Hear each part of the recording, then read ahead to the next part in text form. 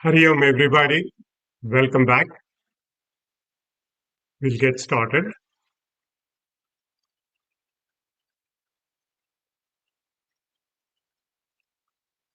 Om.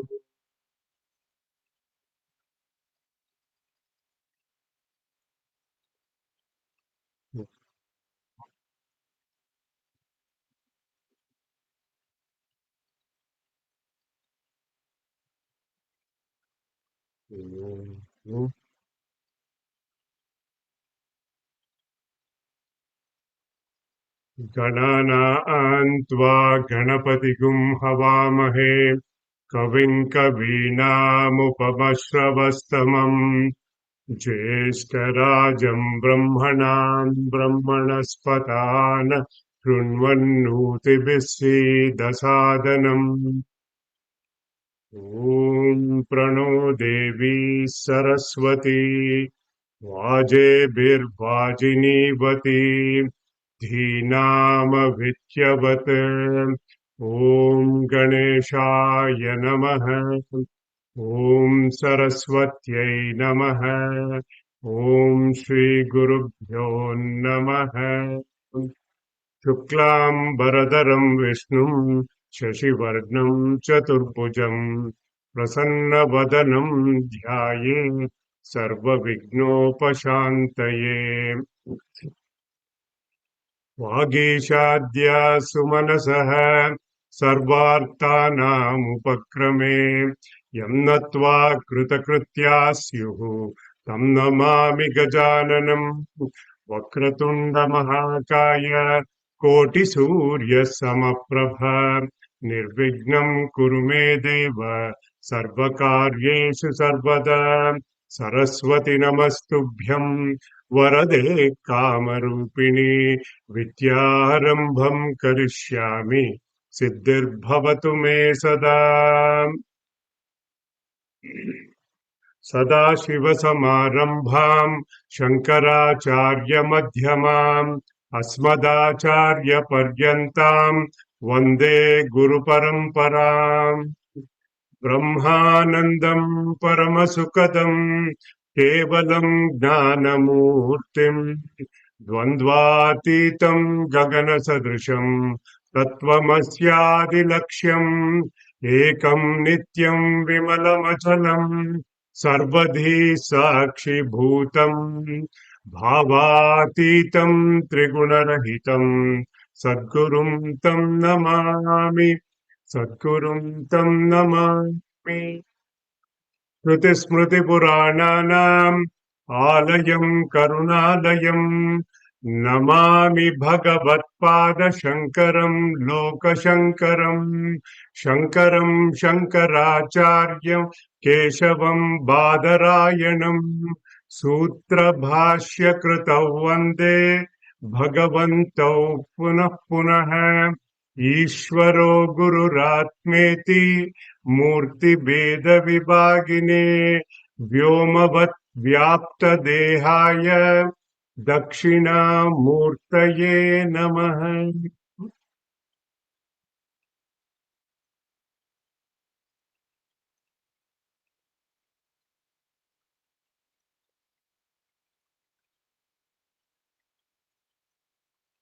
गुरुर्ब्रह्मा गुरुर्विष्णुः गुरुर्देवो महेश्वरः गुरुः साक्षात् परं ब्रह्म तस्मै श्रीगुरवे नमः समस्तजनकल्याणे निरतं करुणामयं नमामि चिन्मयं देवं सद्गुरुं ब्रह्मविद्वरं यस्य सन्निधिमात्रेण सर्वे शिष्याश्च सेवकाः कर्मक्षेत्रे प्रवर्तन्ते चिन्मयं तं नमाम्यहम् चिन्मयं तं नमाम्यहम् Hari Om, everybody. Welcome back to our weekly Vedanta classes. Good to have all of you back. In the last two sessions, after we started for this year, I recapped the first 12 verses. We had covered of the text. In the first 5 verses, we applied the Drg Drshya Viveka, the seer and the seen logic, and arrived at the destination, that is Sakshi. The subject is pure consciousness. From eyes to mind to Sakshi. All that is seen is Drshya, and Sakshi, Drashta, is the seer. That is Sat Chit Swarupa.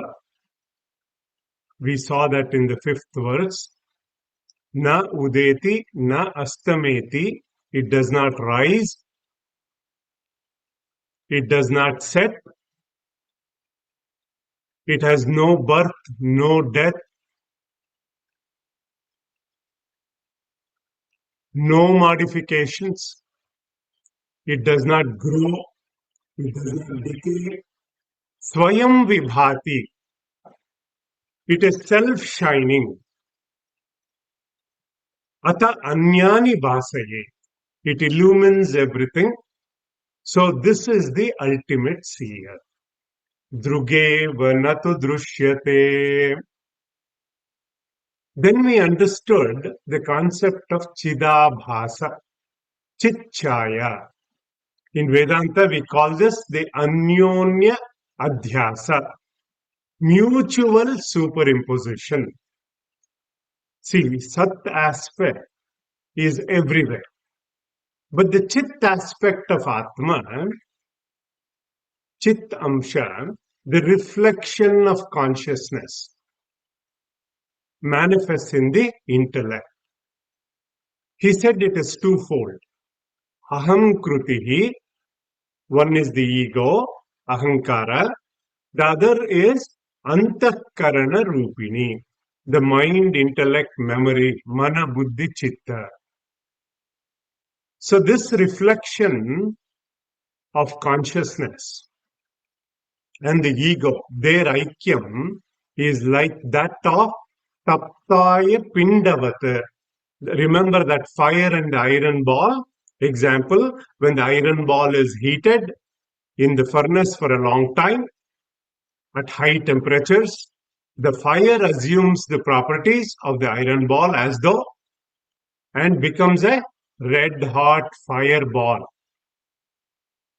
Then we saw Ahankara has 3 identification. One is Ahankara with Chit Abhasa, the reflected consciousness. The other is Ahankara with the Deha and body, Ahankara and Sakshi. Sahajam, Karmajam, Vranti Janyam Cha, Trividam Krama. Sahaja is natural, Swabhavika Ahankara. The entire worldly knowledge that we have acquired is because of this natural mix-up. This identification expresses as knowership.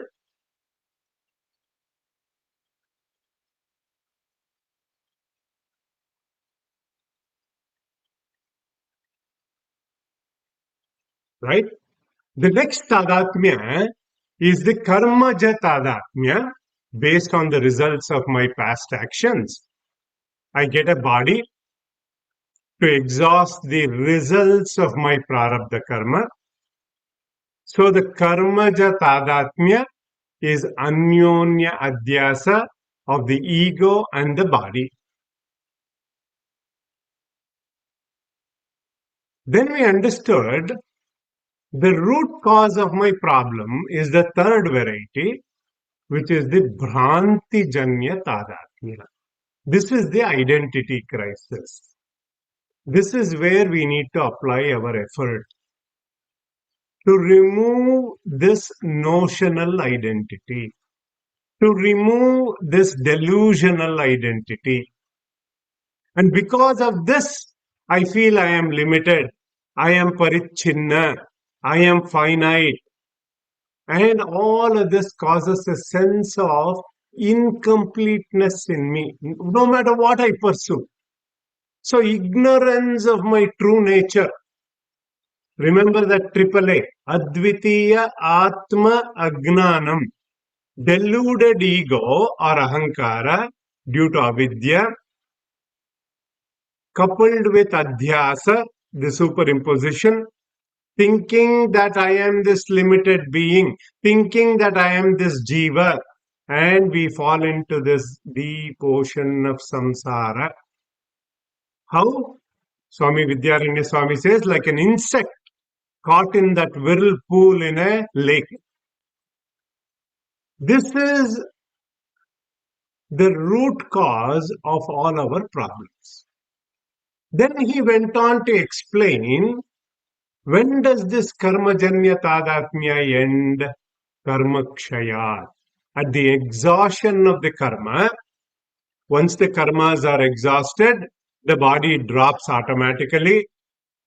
And when I realize prabodhacha, when the Bhranti is gone, when the delusion is gone, or when the notion of finitude is gone, when does that happen?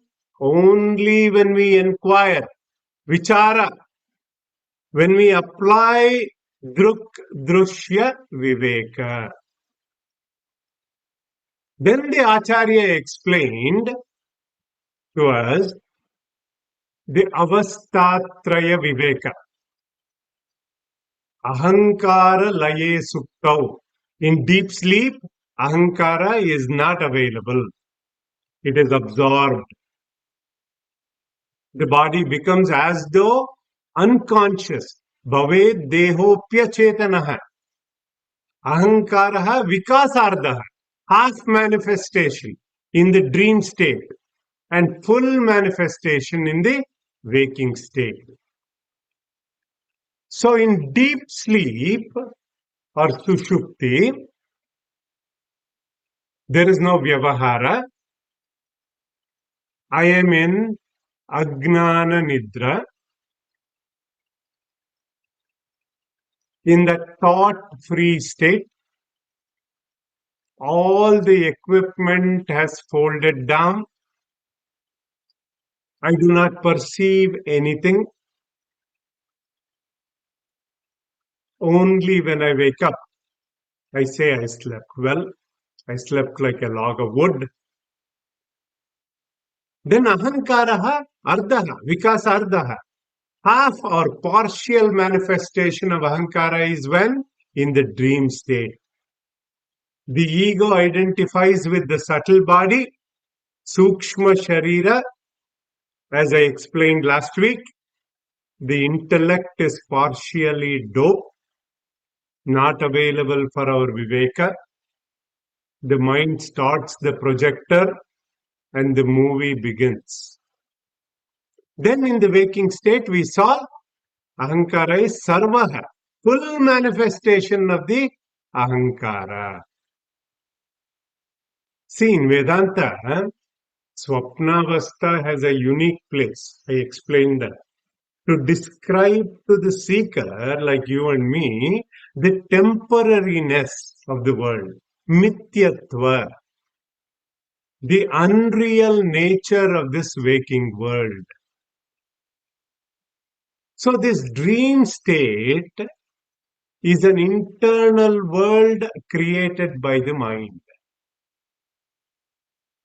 mainly based on unmanifest or unfulfilled vasanas that are impressions created in the waking world.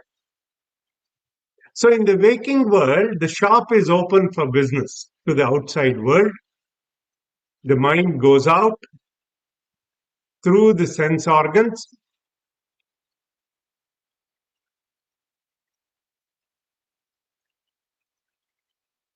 to the objects of the world.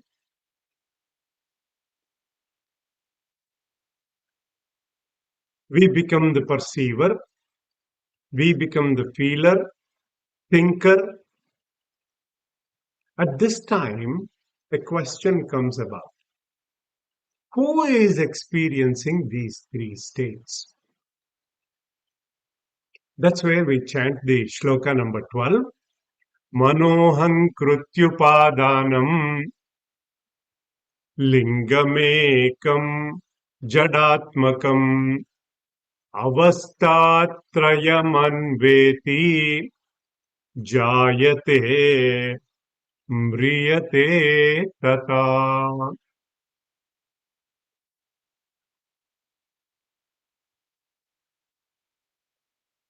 He explains lingam, the subtle body, linga sharira, the sukshma sharira is jadatmakam, insentient by nature, avastatrayam anveti, goes through these three states of experiences. Jayate, mriyate, it is born, it dies, as explained last week. Linga means indicator. Like when there is subtle body is present, it indicates there is life in that body. This is the one that experiences this avastatraya, three states of existence. When the ego is absorbed or in laya, the subtle body experiences deep sleep state. The equipment is folded down. There are no thoughts. I say I was in deep sleep. Ego partially manifests in the subtle body. Then I say I was in a dream state. I had a bad dream. I had a nightmare. So what is the key takeaway here? That Sakshi is Asangha. We have to go back to verse number 5. It is Sat Chit Ananda Swarupa. It does not go through waking. It does not go through dream, deep sleep states.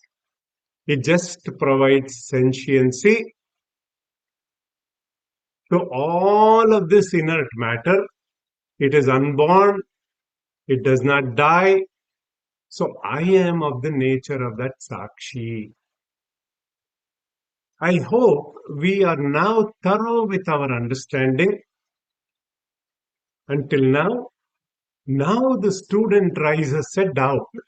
At this point, he says, now I understood that the seer drashta is of the nature of pure consciousness, pure existence.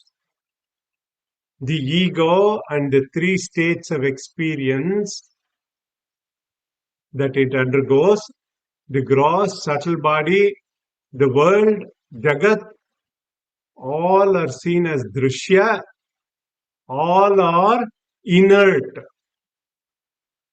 Other than Sat, existence, everything else is non-existence, Asat. So what you have told me, sir, after verse number 6 is all non-existent. So the question is, if the world does not exist, why am I experiencing it? That leads us to the topic of today, topic of Maya. Let's chant shloka number 13 for those who are following along in the text. Shaktidvayam hi mayaya. Shaktidvayam hi mayaya. Vikshepavritirupakam. Vikshepavritirupakam. Vikshepashaktirlingadi. Vikshepashaktirlingadi. Brahmandantam jagat srujet. ब्रह्माण्डान्तं जगत्सृजे Shaktidvayam. See, this Miss Maya and company has two powers. I have explained this in detail in one of the modules of the Adhyatma Prakasha series that we did. What are they? Vikshepa Vritti Rupakam. The nature of projecting and veiling. The projecting power creates the world. What world? Lingadi Brahmandantam. Beginning from our subtle body at an individual level to the total universe, Sakala Koti Brahmanda, Jagat Srujet. It creates this world. Okay, so let us recollect what we know about Maya from our Vedanta simplified classes. I hope you remember. You know, every effect must have a cause. Without a cause, there is no effect. The cause must exist before the effect. So the cause must exist before the effect. The truth is the cause of the world, but Brahman or truth is changeless. It is the nature of consciousness, of Sat Chit Ananda Swarupa. We already know that. But we know this world is ever changing. How?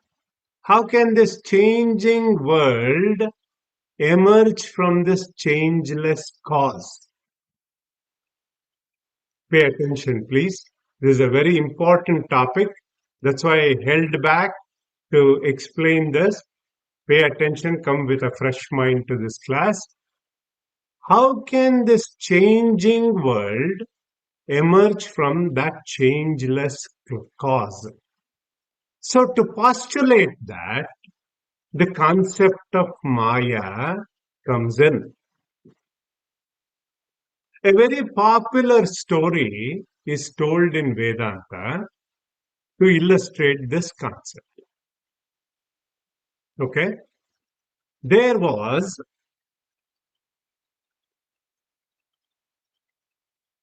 I'm telling this because very important story. You will also enjoy this. There was a very, very rich man who had three children.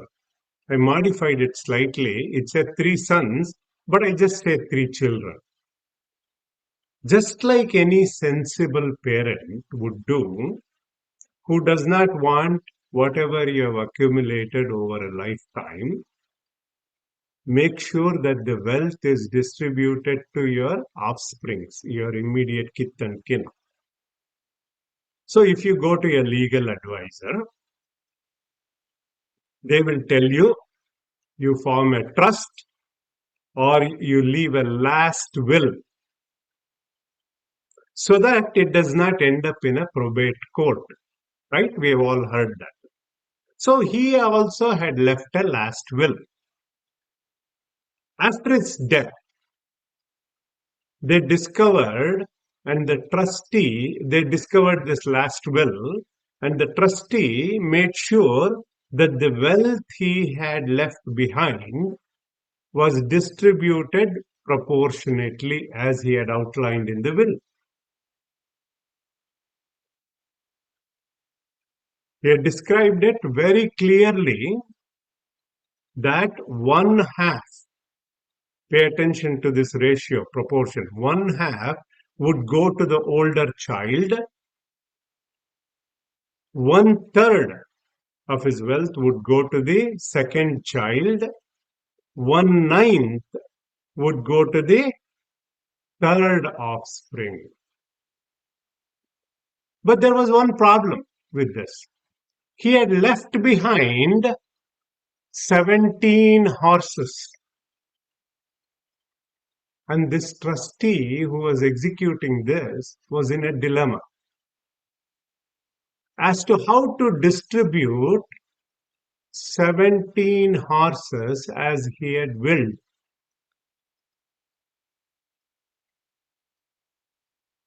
Fortunately for him, at that time, the king's advisor was riding along on his horse, and this trustee sought the advice of this wise man. What he did, he generously gave away his horse to make it a total of 18. Pay attention. Then the horses were distributed as stipulated in his last will. How? In the proportion, the first child would get half. Half of 18 is 9 horses. Then the second child would get 1/3. 1/3 of 18 is 6 horses. Then the third child would get 1/9 horse. That 1/9 of 18 is 2. So if you add all the total, 9 plus 6 is 15. 15 plus 2 is 17 horses. And the king's advisor said, the wise man distributed the horses, accordingly rode away his horse, on his horse. That illusory horse is Maya. I hope you paid attention to the story. Maya is of the nature of the 3 gunas, we say. 3 qualities: sattva, rajas, and tamoguna. Trigunatmika Maya. Remember that definition, right?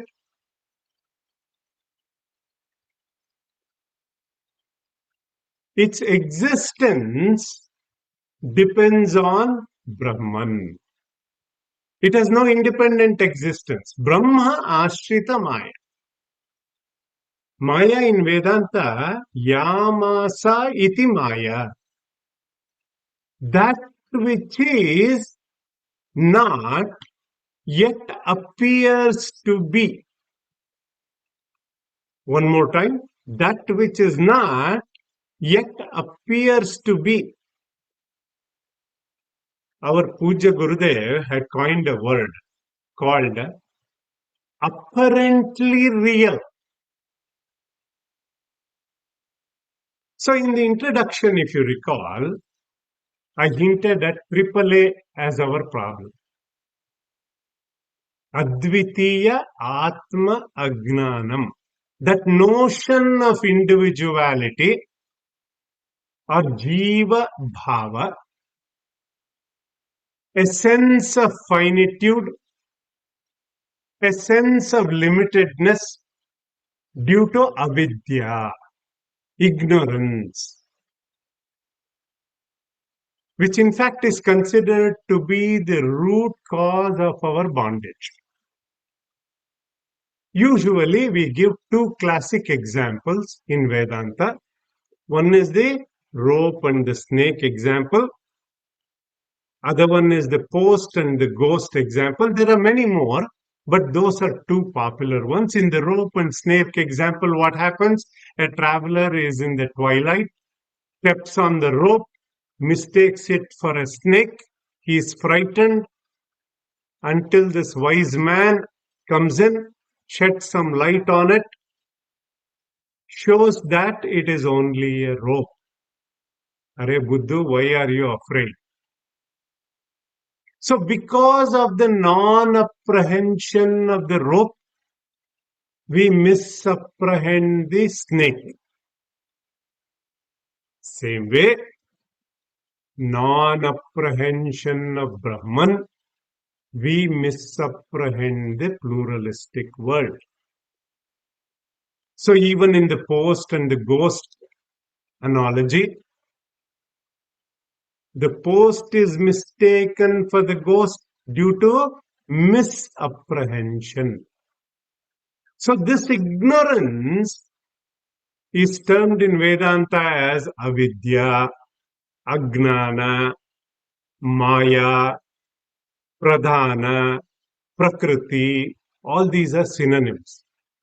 That which hides our true nature, that which truly is not there. Na vidyate iti avidya. It is an illusion. So the illusory snake or the ghost in the examples appear to be there, but on discovery or on knowledge, it is not there. It is inexplicable. We call it mithya, but it is gnana virodhi. It is opposed to knowledge.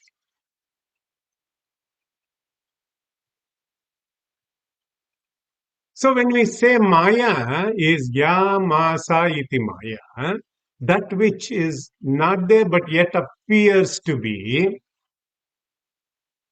from the standpoint of truth, there is no world. But we experience it. This is Maya. Vedanta calls it aghatita ghatana samarthyam, meaning to make the impossible possible.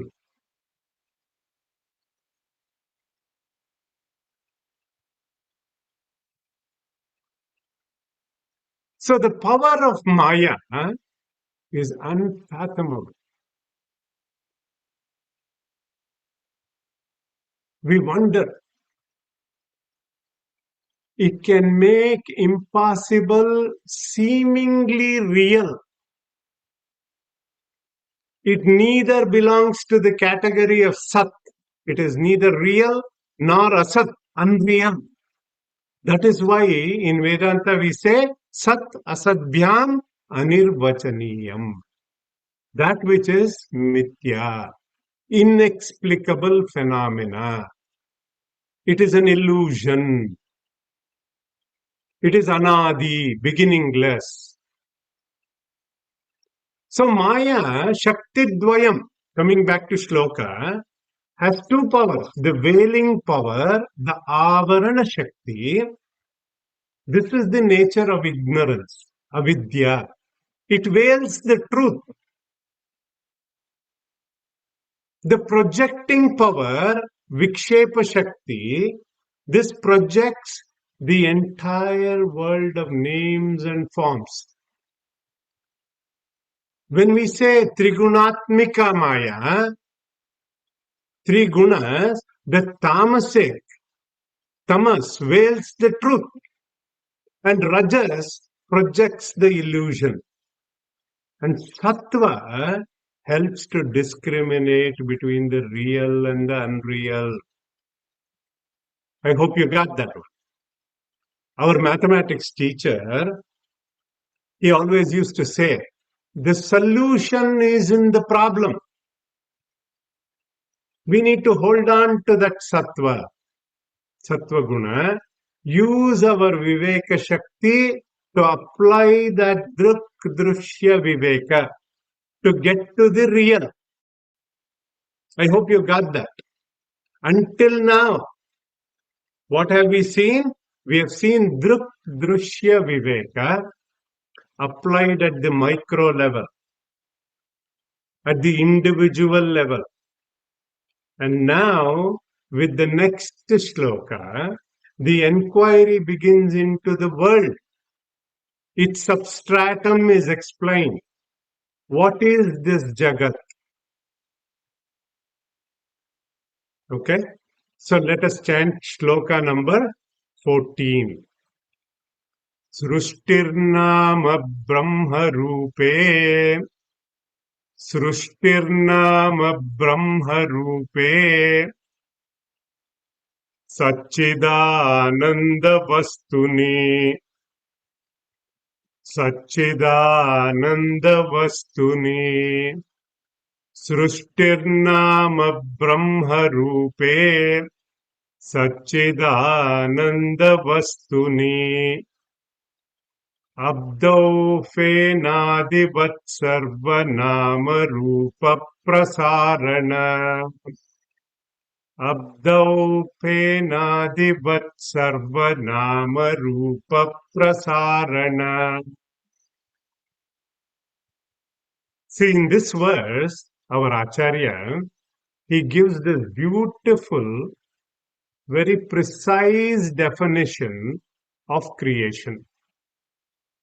Srishti. What is this creation? Sarva Nama Rupa Prasarana. Nama Rupa Prasarana. It is a manifestation or an expression of all names and forms. Where? In Brahma Rupe, the nature of reality. Sat Chit Ananda Vastuni. Brahman is that reality which is of the nature of what? Sat Chit Ananda Swarupa. He gives an example. Abdau Fenadivat. Like in an ocean, what is there? There is nothing but water everywhere. I don't know why that thought came to my mind. When we went to Kanyakumari, you stand at that Vivekananda rock. Water, water everywhere. You know, this water, so ocean water, we have a tidal wave, very big wave that the surfers love. Those who surf, they love these big waves. Then there are small waves, then there are ripples, there are foams, there are bubbles.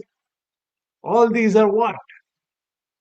Names and forms superimposed on that water in the ocean. Meaning, all these are names and forms of the same oceanic water. Is it not? Let's expand that thought a little bit as to what supports the names and forms of this creation. See, it cannot be another form. So, the material cause of this creation must be a nameless, formless entity. The names or forms are what? Are born, it appears, it disappears. That is why Jagat, we say Jagat is what? Jayate, Gachati, Tishtati, iti Jagat. It is born, it perishes, it remains for a short while. That is why we say in the Einsteinian world is bound by time and space, limited by time and space. The cause is unlimited by time, timeless, kala atita, beyond time, infinite entity. That is why he defined that in the verse 5. Now, when we go back, as the nature of existence, consciousness is what? Is infinite. Ananta. Therefore, this world of Nama Rupa, names and forms, are superimposed on this existence, consciousness, infinity. Another common example that is given. Let's take that up. You know, garment. There's a garment. It's made of what? Made of cloth. If you go back where the cloth came from, is woven from this thread, right? Which came from where? Came from cotton. You go back one step. Where did cotton come from? Cotton came from this plant. Where did that plant come from? It came from a seed, which came from Mother Earth, and earth came from water, which came from fire. So you can deduce this to any cause, to the root cause, to Pancha Mahabhutas, the five great elements, which deduces that existence is the ultimate cause of everything. Existence, that Sattvastu, is eternal. It is changeless. One more common example we generally give. We make ornaments out of gold, earring, nose ring, all ring, including suffer ring. Just joking. Ornaments have no independent existence other than gold. Without gold, no ornaments exist. So therefore, we can say existence alone pervades through these names and forms. Existence alone is nitya, eternal. It is unlimited by time, unlimited by space and causation. And Vedanta calls this entity as Brahman, which is nameless, which is formless, to indicate to us that which is beyond names and forms. That substratum, which is unchanging, alone, Vedanta says, is real. Brahma Satyam Jagan Mithya. That names and forms are unreal and constantly changing. Therefore, Chandogya Upanishad declares, Yovai Bhuma Tat Sukham Na Alpe Sukham Asti. There can never be complete happiness in finitude. We'll continue this thought in our next class. Okay? I want to stop here. I've given you enough material. So that should kind of cover a good portion that I wanted to cover. Om Sarve Bhavantu Sukhinah Sarve Santu Niramayah Sarve Bhadrani Pashyantu Ma Kaschid Dukkha Bhag Bhavet. Om Asatoma Sadgamaya Tamasoma Jyotirgamaya Mrityorma Amritam Gamaya. Om Shanti Shanti Shanti. Harihi Om. Shri Gurubhyo Namaha. Harihi Om. That's it. May all be happy. May all be healthy. May all see auspiciousness. May none suffer. Om, peace, peace, peace. With that, I'll open it up for our Q&A session.